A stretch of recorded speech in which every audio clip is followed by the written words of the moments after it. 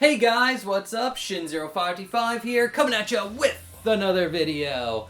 And today's video, I want to talk about Marvel's Ultimate Alliance 3, The Black Order, for Nintendo Switch. This is actually a Nintendo Switch exclusive game, which I'm surprised, because I think it did pretty well when it first came out, but I guess Nintendo just has like a deal with Marvel on this one, so they couldn't like re-release it on any systems, because I'm surprised this game isn't on like Steam or PlayStation 4, but I guess this one's just going to be a Nintendo exclusive, which is a shame because it is fairly good.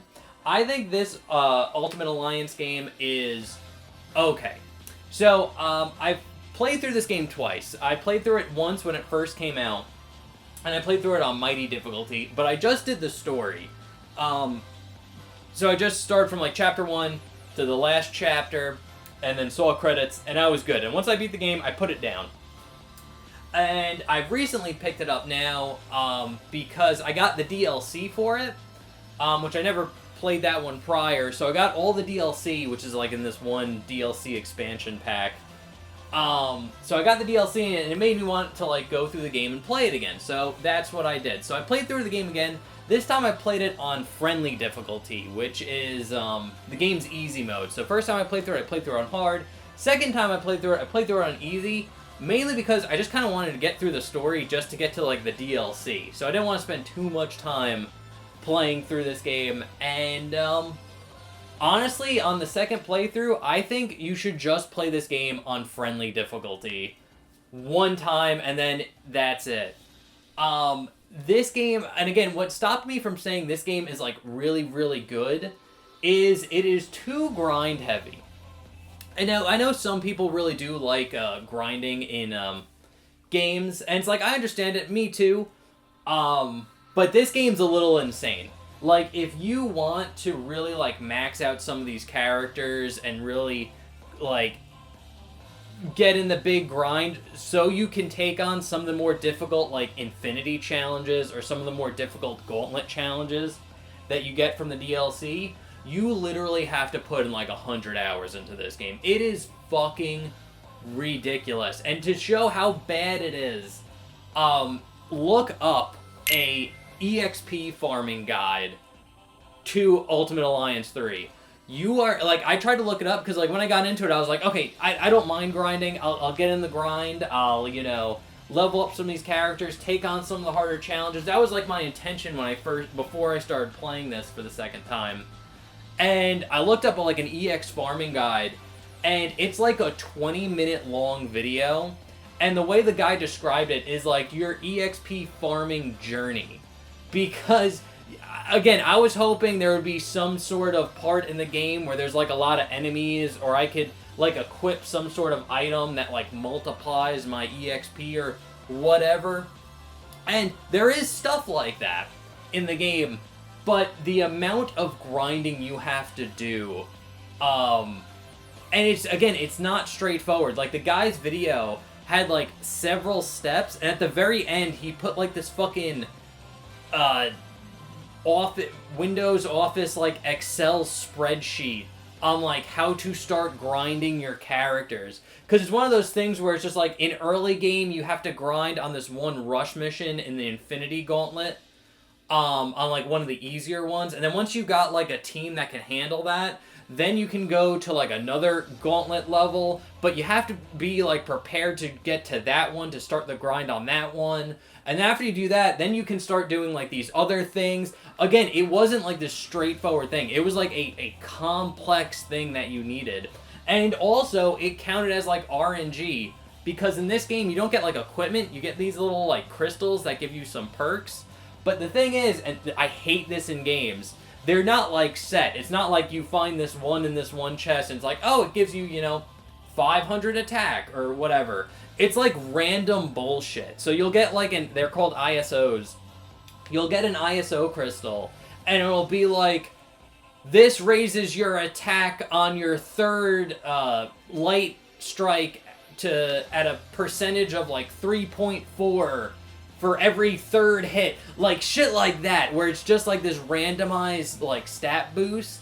So again, it's just like You might get lucky and get like a, I think they're white ISOs that give you like EXP multipliers, but there's no guarantee that you can get one.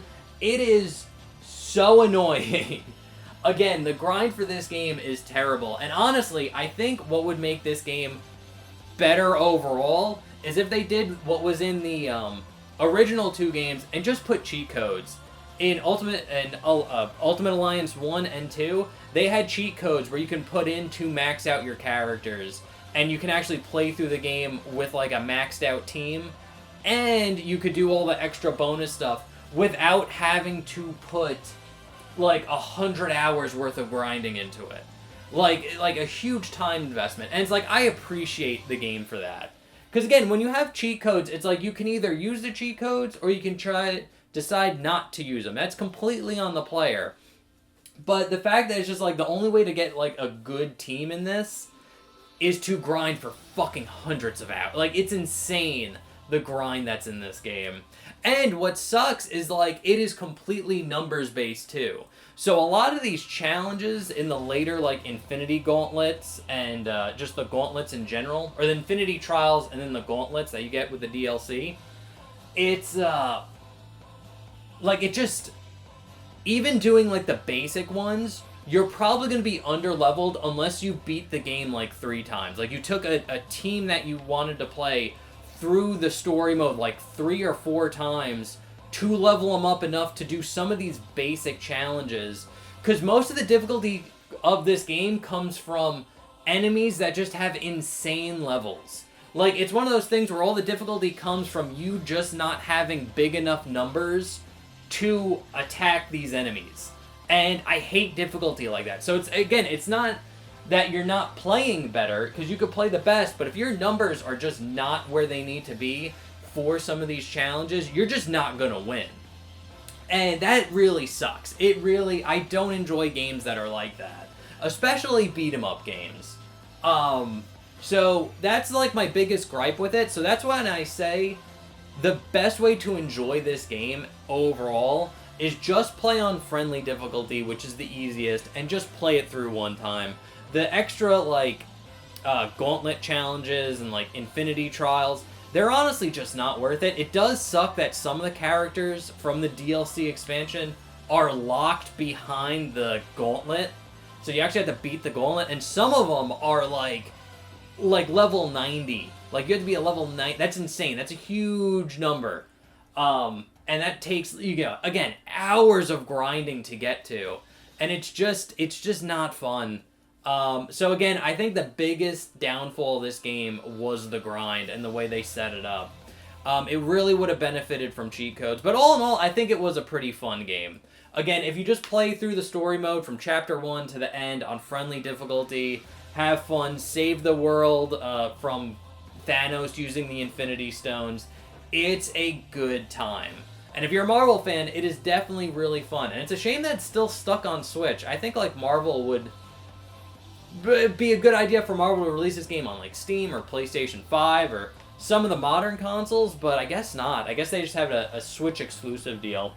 Maybe somewhere down the road when they decide to make a Ultimate Alliance Collections game, maybe that's when that game will become like multi-plat, but until then, the graphics look great, the game's really fun. Oh, the load times suck too, by the way. I almost forgot to talk about that. The load times are atrocious. It takes forever for this game to like boot up, and so it's not bad when you're playing through story mode. When you start, like, starting up and getting into the game takes a long time loading wise, but once you're there, the game's pretty quick on loading. But doing the gauntlets is terrible, because basically what you do is, like, the way the gauntlets work is they're just like these really short like challenges that you have to get through, but the game has to load in between each challenge. It's one of those things where it's like, it should be snappy, like where it's just like you do this short challenge, like beat 100 enemies, and this other one where it's like take down this boss within a time limit, and then there's like a third challenge where it's like, I don't know, beat 400 enemies but your health keeps depleting or something like that. And again, they're supposed to be these like quick, short little things, but you have like a 30 to 40 second loading screen in between each of these like short trials, and it's insane. like the loading for this game sucks. It's almost like this game's being held back by being stuck on the Switch in terms of like loading and power. So that definitely sucks. But all in all, I know this review is kind of like negative. I do think it's a fun game. It's a simple beat 'em up game. I think this game is best played on its easy difficulty, and you just go through the story. Don't do any of the trials; they're not worth it. Unless you're really willing to get in the weeds and like have this be the only game you're playing while you're grinding in it constantly. I just can't do it. Too tedious for me. But all in all, that's all I have to say about Ultimate Marvel vs. Capcom 3. Black Order, fun game, finished it. The grind's just not worth it. But anyway, guys, I'm Shin0525. Thank you so much for watching, and I'll see you in the next one. Okay, thanks, bye. Later.